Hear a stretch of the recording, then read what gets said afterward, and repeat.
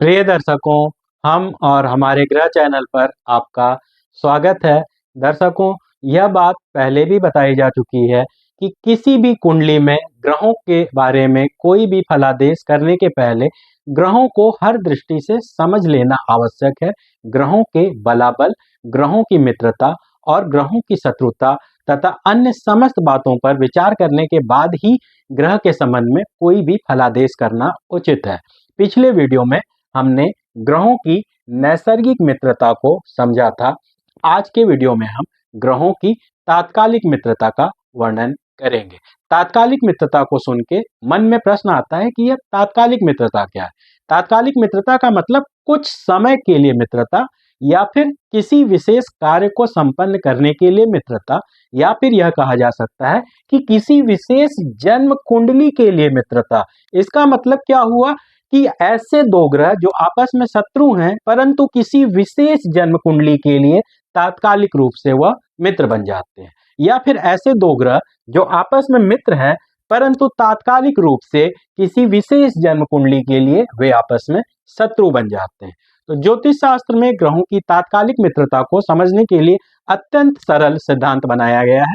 जैसा कि यहाँ हम देख सकते हैं कि किसी भी ग्रह से दूसरे, तीसरे, चौथे अथवा 10वें, 11वें, 12वें भाव में बैठे ग्रह आपस में तात्कालिक रूप से मित्र होते हैं।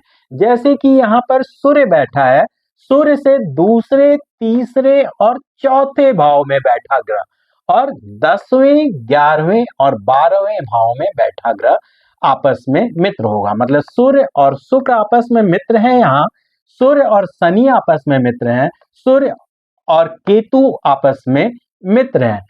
नैसर्गिक मैत्री चक्र में हम लोग देख रहे हैं कि सूर्य शुक्र और शनि के साथ शत्रुता निभा रहा है, परंतु तात्कालिक रूप से सूर्य से चौथे भाव में होने की वजह से सूर्य और शुक्र तात्कालिक रूप से मित्र हो गए, तथा शनि सूर्य से 12वें भाव में होने की वजह से तात्कालिक रूप से सूर्य और शनि आपस में मित्र हो गए। इसको मैं फिर दोहराना चाहूंगा, किसी भी ग्रह से दूसरे, तीसरे, चौथे अथवा 10वें, 11वें और 12वें भाव में बैठे ग्रह आपस में मित्र होते हैं। इसको हम कहीं से भी गिन सकते हैं। मान लीजिए कि गुरु यहाँ पर बैठा है, तो गुरु से दूसरा, तीसरा, चौथा घर और गुरु से 10वां, 11वां, 12वां घर।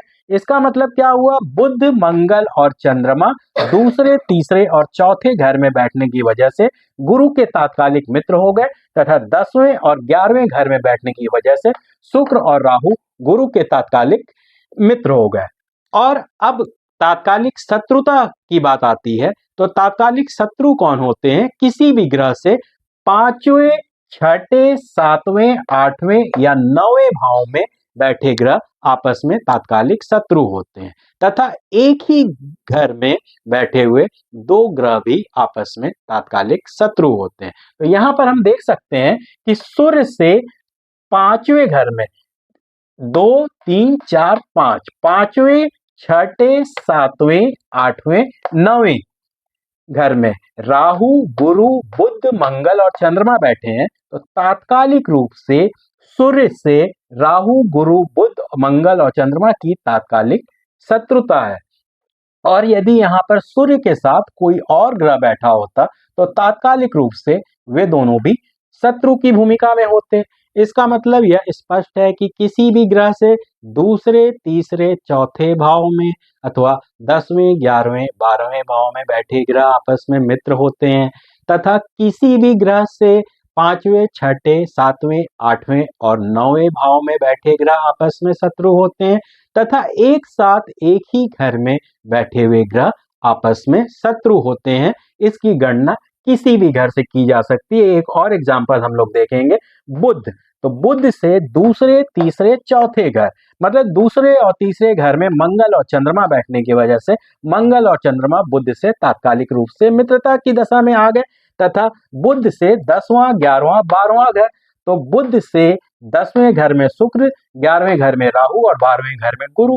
तो शुक्र, राहु और गुरु भी तात्कालिक रूप से बुध से मित्रता की दशा में आ गए, परंतु सूर्य बुध से 7वें घर में बैठा हुआ है, तो यहाँ पर बुध और सूर्य आपस में शत्रु की भूमिका में आ गए। बुध से 6ठे घर में शनि बैठा हुआ है, तो छठे घर में बैठने की वजह से तात्कालिक रूप से बुध और शनि एक दूसरे के साथ शत्रुता की भूमिका में आ गए।